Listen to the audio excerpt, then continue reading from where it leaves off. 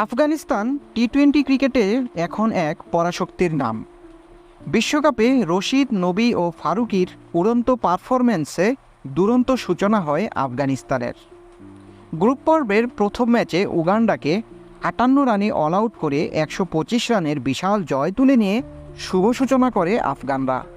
নিজেদের দ্বিতীয় ম্যাচেও নিউজিল্যান্ডের মতো হাই পারফর্মার টিমকে ৭৫ রানে অল আউট করে ৮৪ রানের বিশাল জয় তুলে নিয়ে জয়ের ধারা বজায় রাখে রশিদ বাহিনী।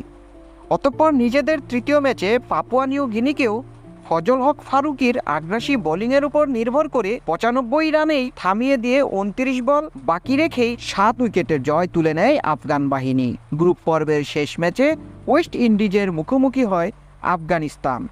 ততক্ষণে উভয় দলেরই সুপার ৮-এর টিকিট নিশ্চিত। নিয়মরক্ষার এই ম্যাচে ছন্দপতন হয় আফগানিস্তানের। নিকোলাস পুরানের দুর্ধর্ষ ব্যাটিংয়ে খান খান হয়ে যায় ফারুকী, রশিদ ও আজমতুল্লাহ। হাওয়ায় উঠতে থাকা আফগান বোলাররা যেন নিমিষেই ধূলিসাৎ হয়ে যায়।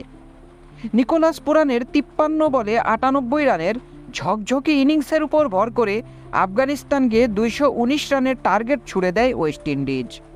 জবাবে আফগানিস্তানের ব্যাটাররাও গড়তে পারেনি কোনো প্রতিরোধ, বরং ১১৪ রান করতে গিয়েই সবগুলো উইকেট হারিয়ে দিশেহারা আফগানিস্তান ১০৪ রানে হেরে যায়। সুপ্রিয় ভিউয়ার্স, সুপার ৮-এর ম্যাচ শুরুর আগে আফগানিস্তানের এমন ছন্দপতন কি দলের আত্মবিশ্বাসে প্রভাব ফেলবে, নাকি রশিদ, নবী, ফারুকীরা ঘুরে দাঁড়াবে? কমেন্ট করে জানিয়ে দিন।